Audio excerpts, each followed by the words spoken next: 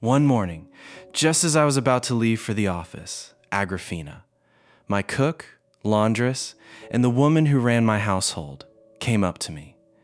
And to my great surprise, she started talking. She had always been a very quiet woman, simple, plain, and straightforward. In the past 6 years, apart from asking me about the day's meals, she had barely said another word to me. At least, I had never heard anything else from her. "I've come to speak with you about something, sir," she said suddenly. "You should rent out that little room." "Which little room?" "Why, the one next to the kitchen." "Why should I?" "Because people take in lodgers, that's why." "But who would take it? Who would even want it?" "Oh, some lodger will take it. Who else?" "But my good woman, there isn't even space in there for a bed. There's no room to move around. Who could possibly live there?" "Oh, what need is there to live there? As long as there's a place to sleep, that's enough. He'll spend his time by the window." "Which window?" "Which window? As if you don't know. The one that looks onto the street, of course. He'll sit right there. He'll do his sewing or some other work. Maybe he'll even sit on a chair. He has his own chair and a table too. He has everything he needs." "Well, and who is this man, exactly?" "Oh, he's a good man, an experienced man. I'll cook for him, and I'll charge him 3 rubles a month for room and board." After a great deal of effort, I finally understood. Some old man had somehow persuaded Agrafena to take him in as a boarder and lodger in her kitchen. And once an idea lodged itself in Agrafena's head, it had to be carried out, completely. If I refused, I would get no peace at all. Whenever something didn't go her way, she would sink into brooding, and for 2 or 3 weeks, she would fall into a deep sulk. During that time, my meals would spoil, my clothes would go missing here and there, the floors would go unwashed. In short, I would have to endure a great deal. I had long since realized that this quiet, taciturn woman was incapable of forming a plan of her own. Coming up with a new idea simply wasn't in her nature. But once some notion, somehow, lodged itself in her stubborn little mind, trying to stop, it meant she would break down, at least for a while, mentally. So, valuing my own peace of mind above everything else, I agreed at once. "Does he have a passport or some other paper like that?" "Yes, of course he does. He's a good man, an experienced man. He's promised to pay 3 rubles. The very next day, the new lodger moved into my modest bachelor's quarters. But it didn't trouble me in the least. In fact, inwardly, I was rather pleased. I was, on the whole, a very solitary man. I had no close friends, and I hardly went anywhere at all. I had spent 10 years shut away in my own little world like this, and I had grown used to being alone. But the thought of spending another 10 or 15 years the same way, the same Agrafena, the same bachelor's room, was enough to weigh down my spirits. So if a new person was about to enter my life, and if he turned out to be reasonably good-natured, it would be nothing short of a blessing for me. Agrafena had been right.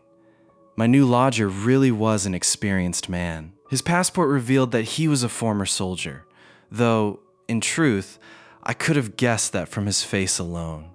It's easy to recognize an old soldier. Astafy Ivanovich was one of the finest examples of his kind. The two of us got along well from the start. Best of all, Astafy Ivanovich would sometimes tell me stories from his own life. In my dull, monotonous existence, a storyteller like him was no less than a treasure. One day, he told me one such story, one that left a deep impression on my heart. This is how it happened. "I was alone at home," he began. "Both Astafy and Agrafena were out on their own errands. Suddenly, I heard the sound of someone approaching from the inner room. I thought a stranger had come in. I went out, and sure enough, there was an unfamiliar man standing by the door. Despite the cold autumn weather, he wore no overcoat, and he was short in stature. 'What do you want?' I asked. Does a clerk named Alexandrov live here? No one by that name lives here, brother. Now go. But the doorman told me this was the address. He slowly began backing toward the door. Go on.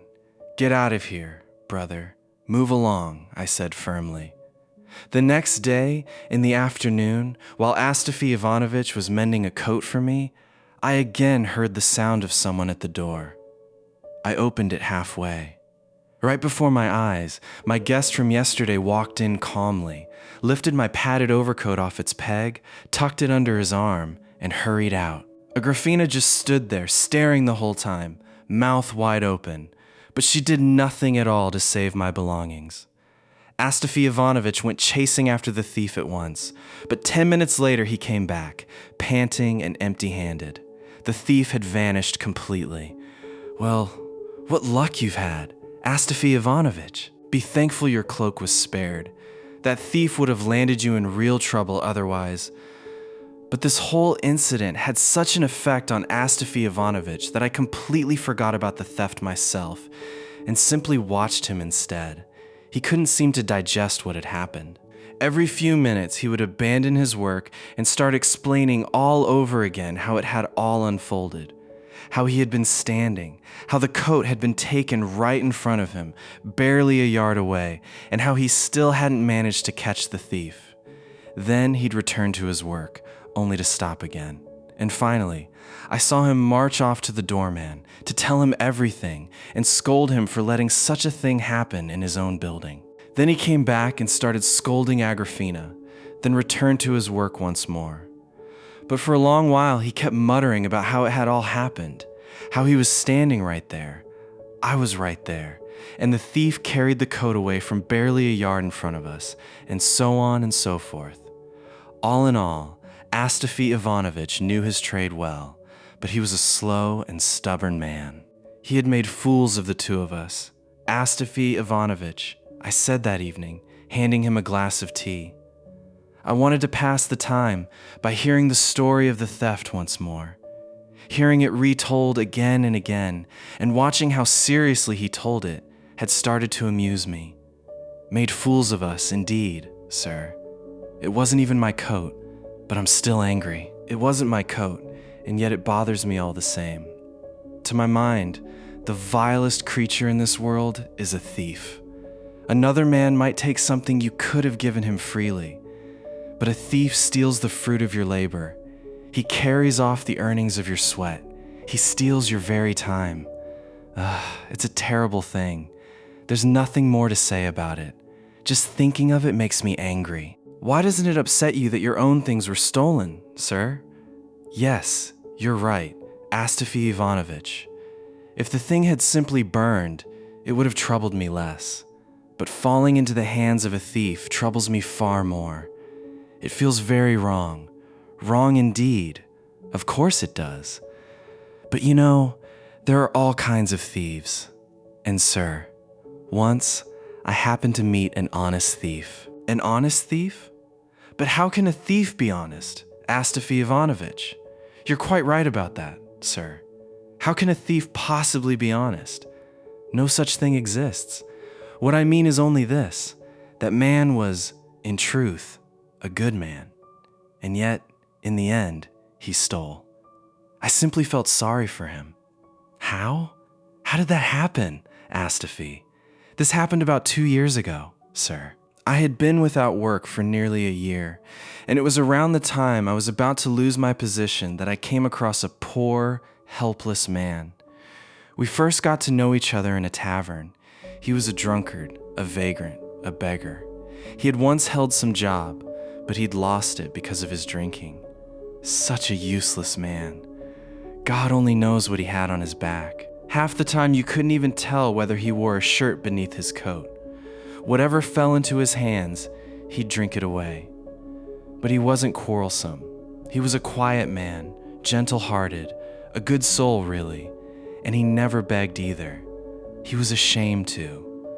But it was plain to see that he needed a drink, so we would give him one ourselves. And that's how we became friends. Or rather, he attached himself to me. It made no difference to me. And what a man he was. like a little dog, following me everywhere. Wherever I went, he'd trail right along, and this all began after our very first meeting. He was terribly thin, like a sheet of paper. At first, he asked if he could stay just for that one night, so I let him. I even checked his passport. Everything was in order. The next day, the same request, and the third day, the same thing again. He'd sit by the window and spend the night there too. I thought, well, he's attached himself to me for good now.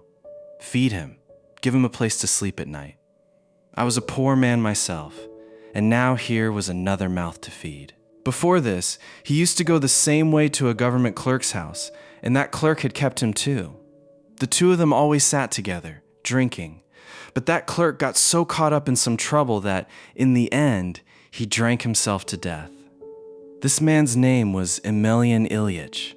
I kept wondering what I should do with him. I felt too ashamed to throw him out, and yet I pitied the poor fellow too.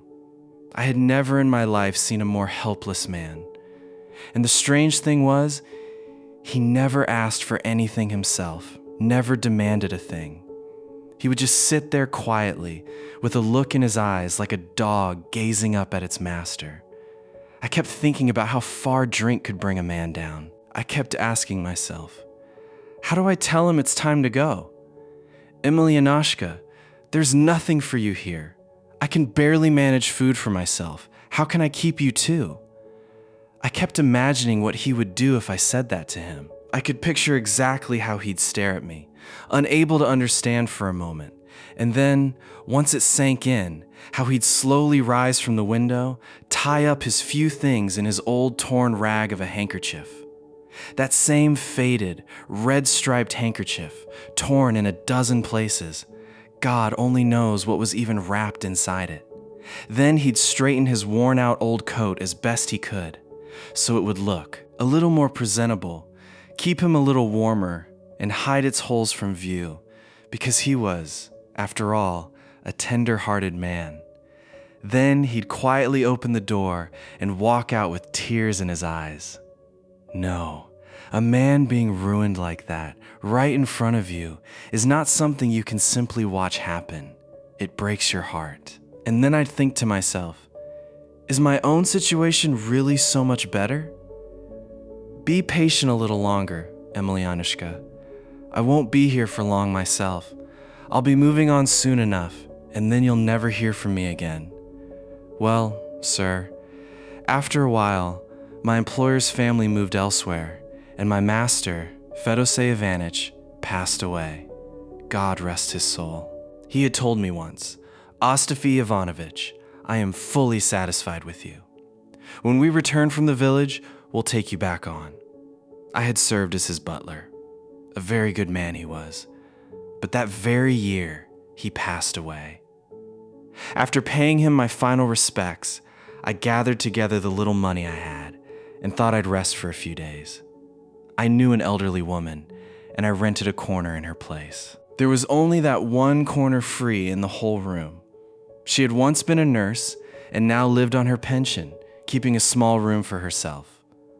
Well, farewell then, Emelyanushka, I thought. Now he won't be able to find me. But sir, you cannot imagine.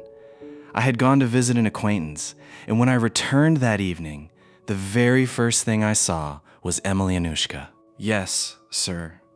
There he was, sitting right on my trunk, with his old bundle of ragged clothes beside him, wearing that same tattered old coat, waiting for me. And to pass the time, he had borrowed a prayer book from the old woman, but he was holding it upside down. He had sniffed me out already. My heart sank. I thought, well, nothing to be done now. Why didn't I get rid of him earlier? I asked him straight out, did you bring your passport, Emelyanashka? I just sat down and thought, would a homeless drifter like this bring me a great deal of trouble? Then I thought, no, it won't be too bad. I'll just have to feed him. A piece of bread in the morning and an onion for flavor. At noon, a piece of bread and an onion again. And in the evening, kvass with an onion, that Russian drink. And if he's hungrier, a bit more bread. And if we manage some cabbage soup now and then, both of us will get by well enough. I never ate much myself, and a drinking man, as we all know, doesn't eat much either. All he needs is his herbal brandy or his green liquor. This will ruin my earnings with his drinking habit, I thought. But then another thought came to me, sir. And this thought settled deep in my heart. So deep that if Emelyanushka had left, I think I would have felt I had nothing left to live for. I decided then and there. I would become his father, his guardian. I would save him from ruin. I would force him to give up drink. Very well, Emelyanushka, you can stay, I told him, but on one condition. You must do as I say.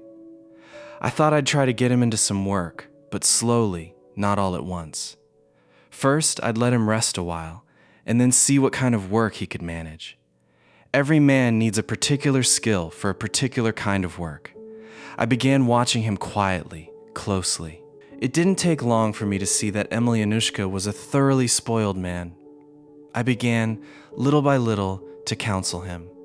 I told him, "Look here, Emelyanushka, you need to mend your ways now. Give up drink. Look at the state you're wandering around in. This old coat of yours. If it could talk, it would tell you outright to turn it into a sieve. It's time you put a stop to all this." Emelyanushka just sat there quietly, head bowed. You wouldn't believe it, sir, but drink had broken him down so completely that it had silenced his very tongue. Speak to him directly about anything, and he'd answer some entirely unrelated thing. I would keep talking, he would keep listening, and then he'd let out a deep sigh. I asked him, "What's wrong, Emelyanushka? Why such a heavy sigh?" "Oh, it's nothing. Don't worry about me, Astafy Ivanovich. Did you know 2 women were fighting in the street today? Well, and what happened? One of them accidentally knocked over the other's basket. It was full of cranberries. Then what?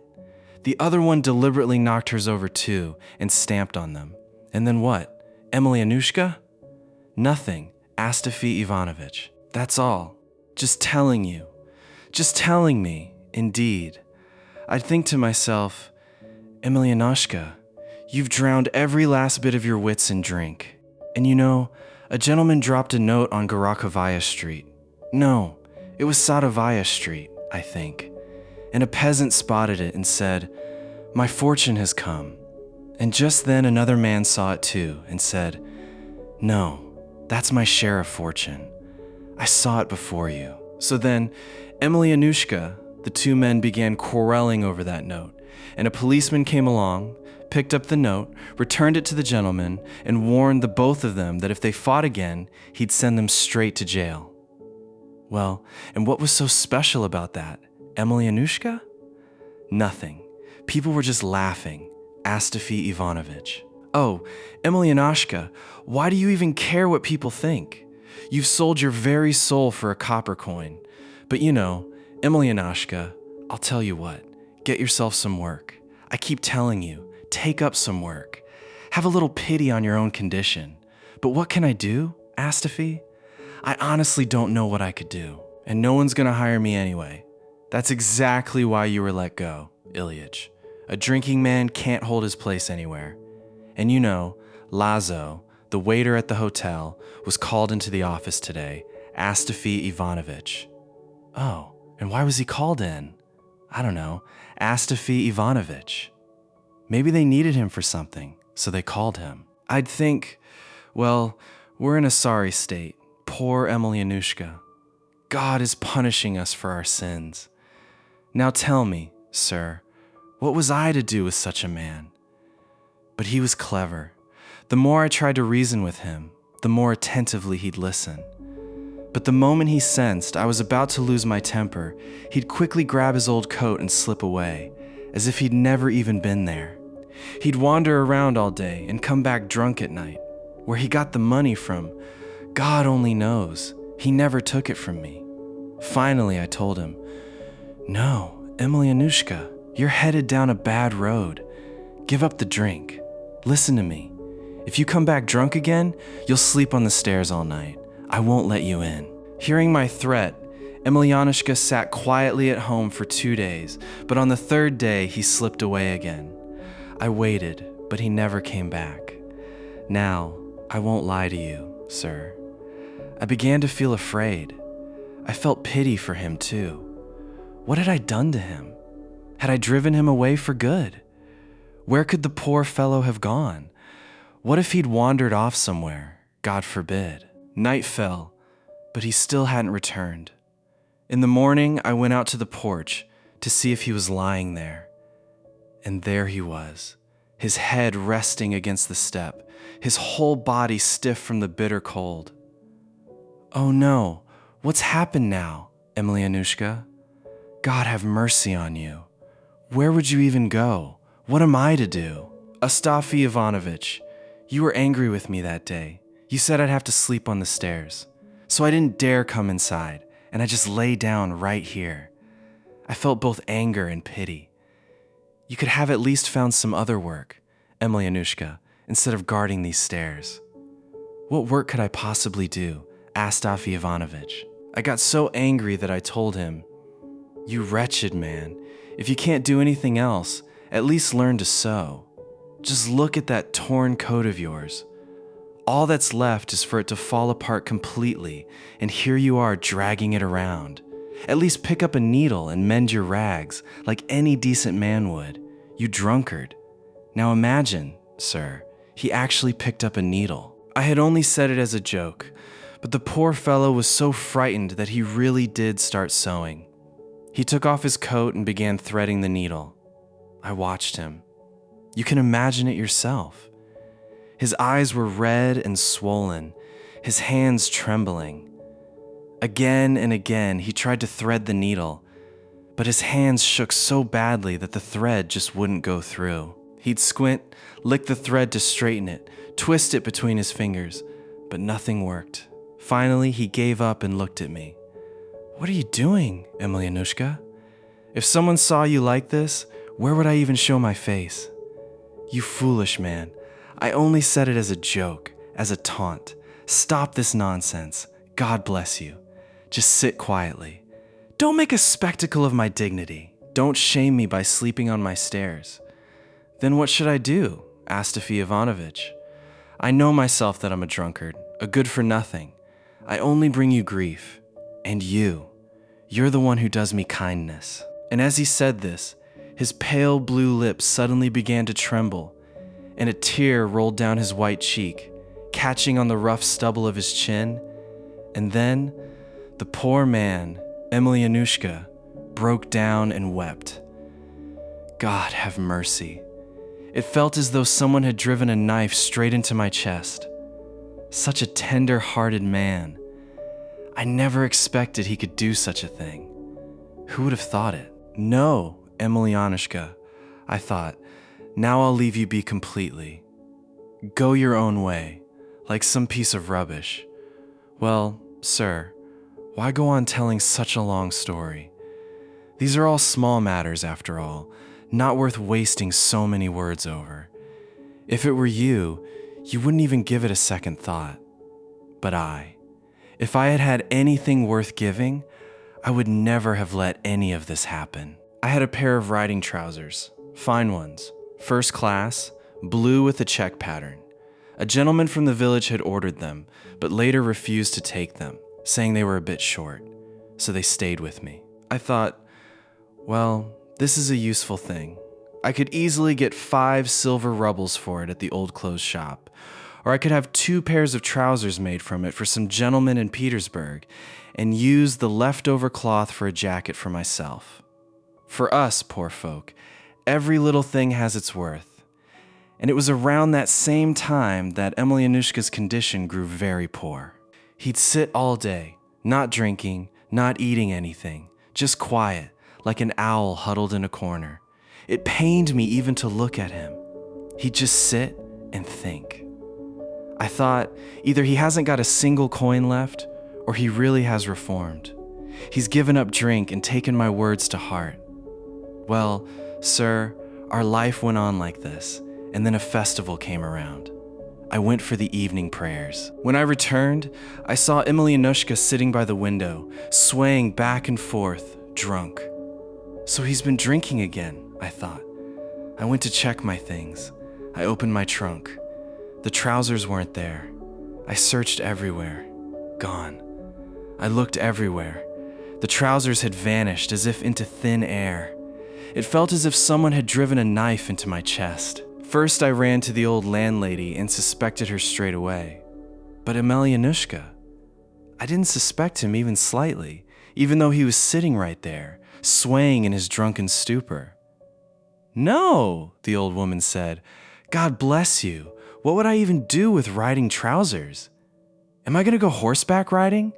Why, one of my own skirts went missing a few days ago, too. I don't know anything. I can't tell you where your riding trousers have gone." "Then who came here? Who could have come?" I asked. "No one came at all, sir," she said. "I was here the whole time. Only Ilyitch went out and came back, and now he's sitting right there.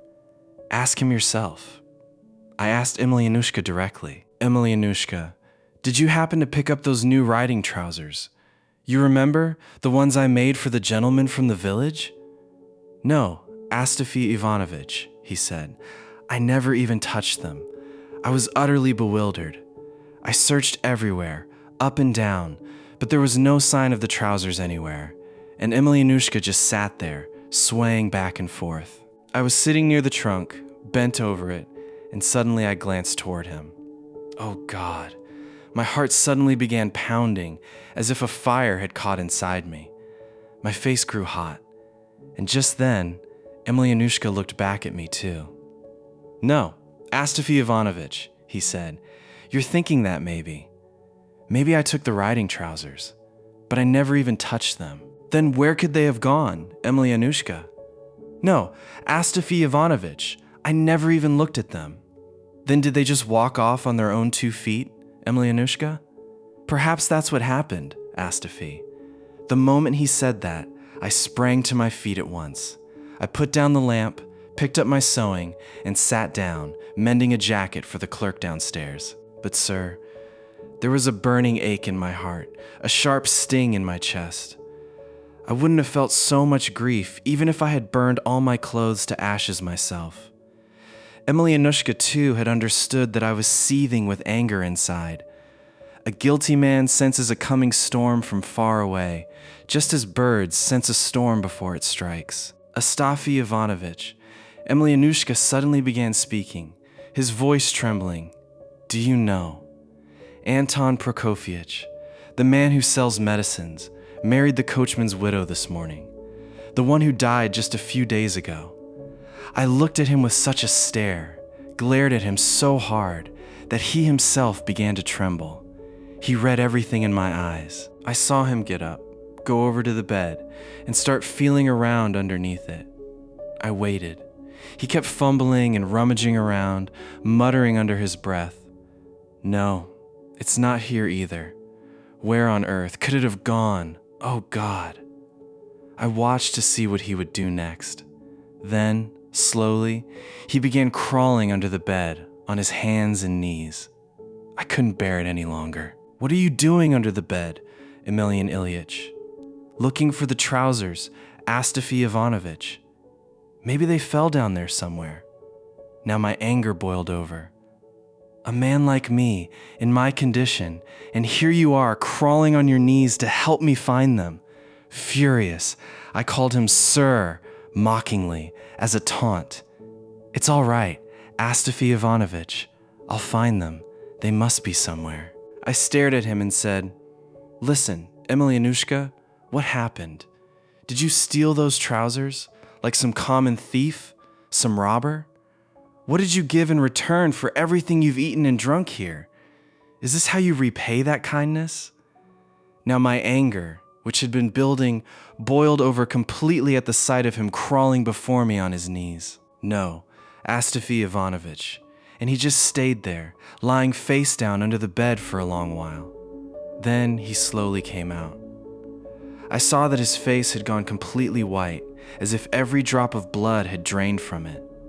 He stood up, and slowly came and sat by the window, and for about 10 minutes, he just sat there in complete silence. "No, Astafy Ivanovich," he said again, and suddenly stood up and came toward me.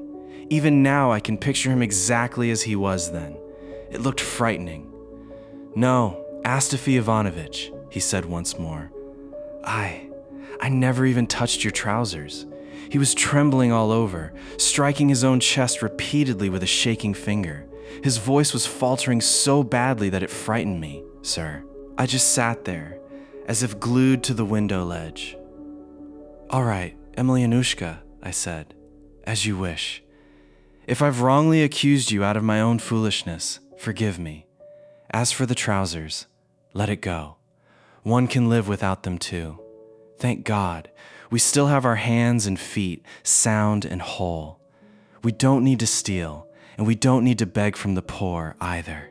We'll earn our living through honest work." Emelyanushka heard my whole speech, but just stood there. I looked up.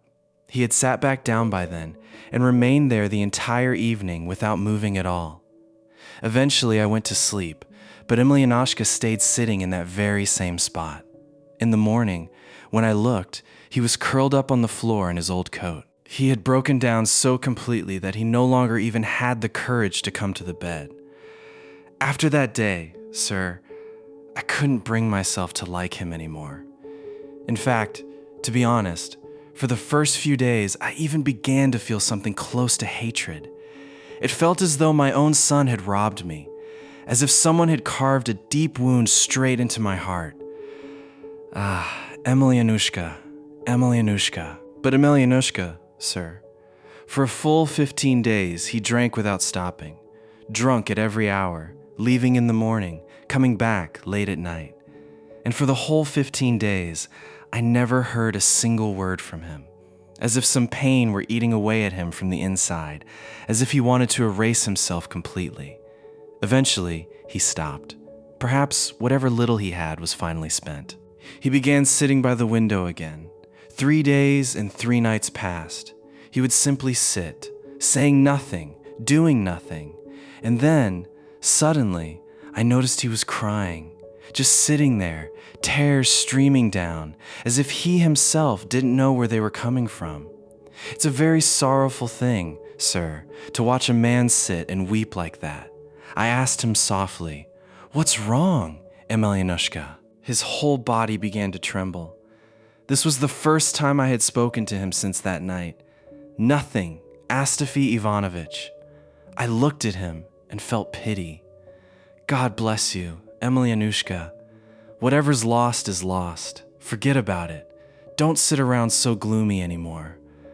"Oh, it's nothing, Astafy Ivanovich. Nothing at all.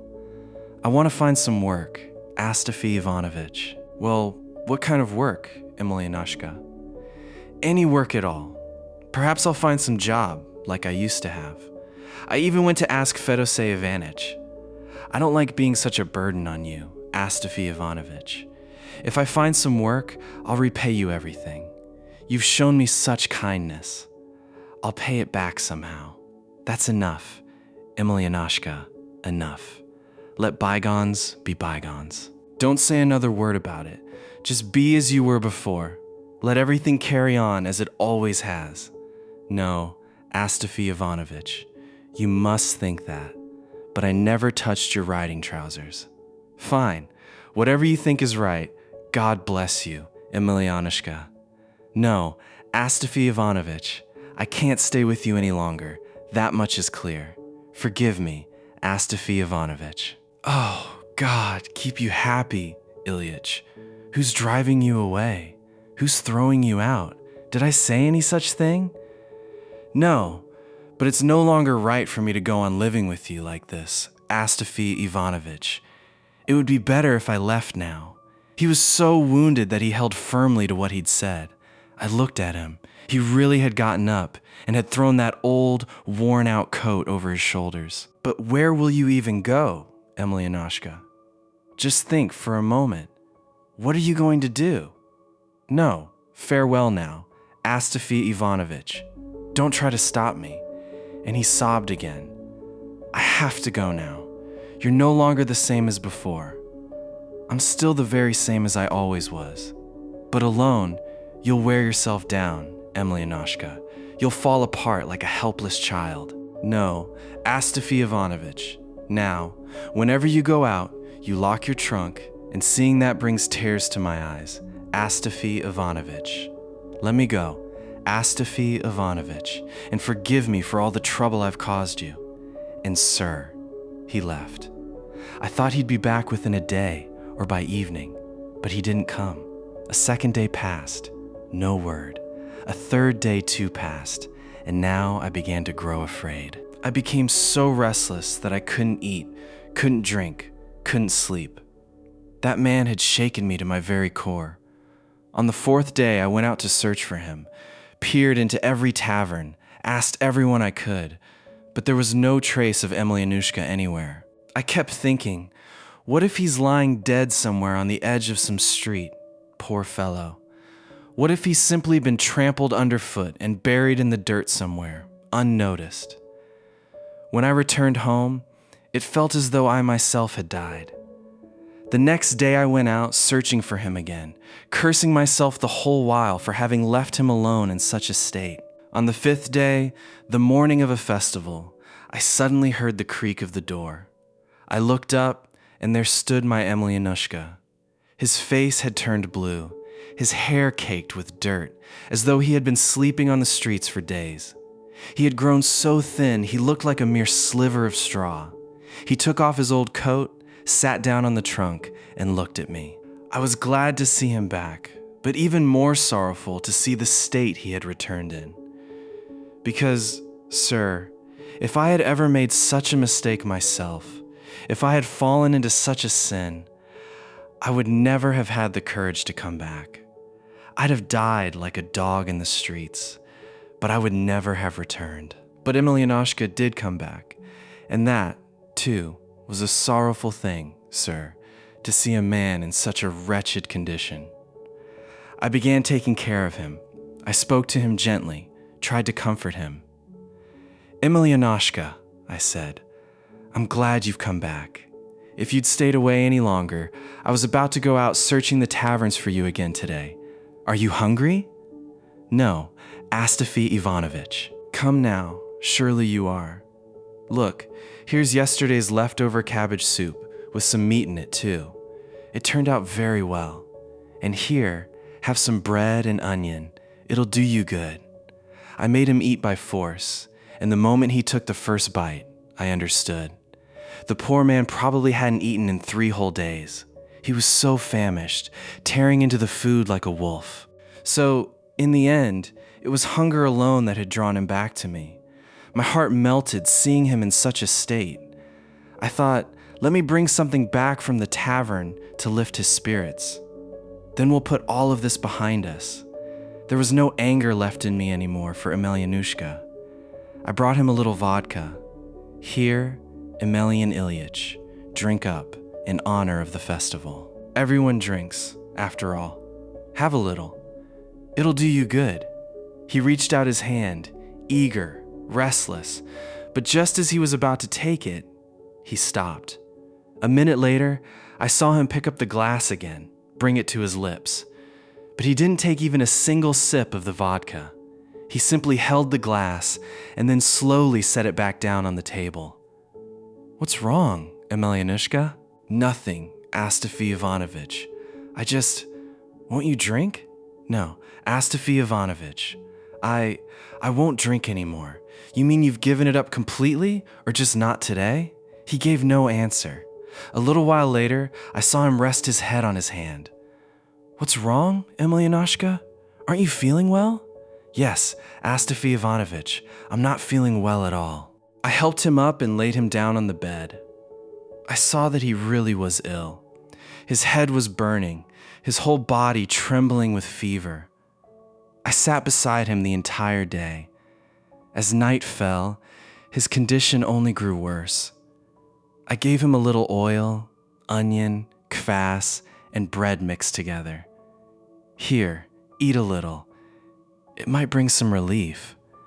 But he shook his head and refused. No, Astafy Ivanovich, I won't eat today. I made tea for him, even roused the old woman for help, but nothing seemed to make a difference.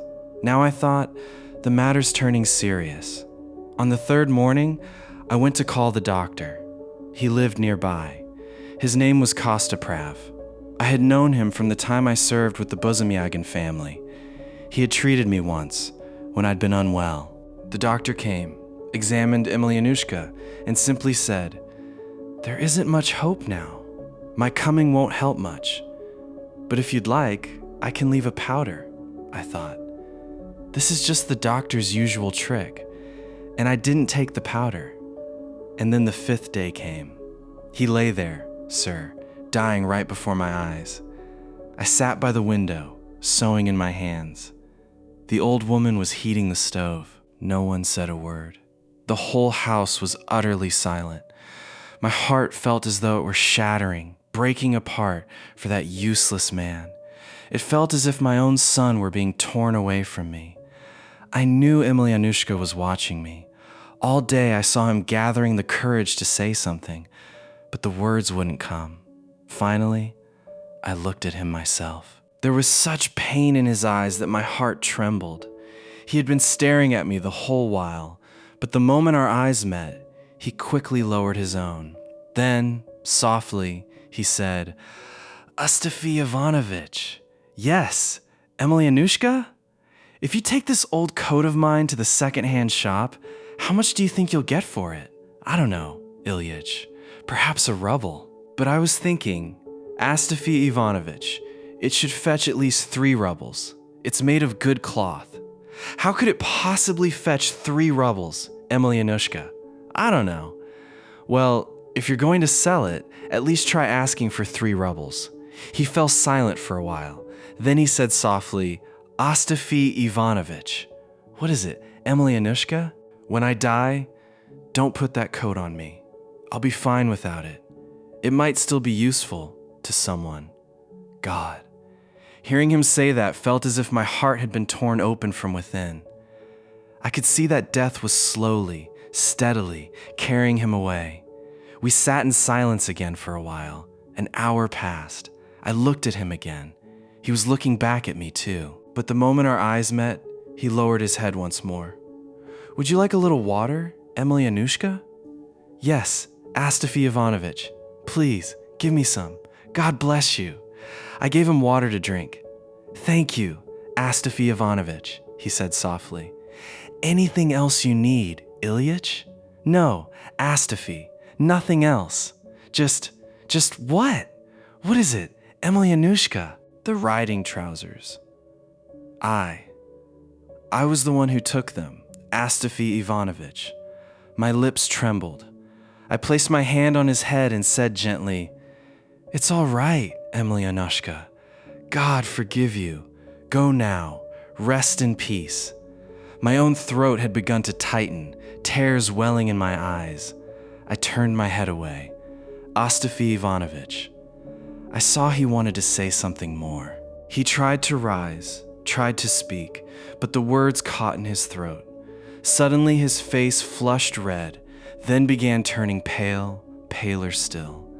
And then, slowly, as though fading into a mist, his head fell back. He drew one deep breath and surrendered his soul to God. That's all for today. We'll meet again in a new episode of Audivoo with a new story. Thank you.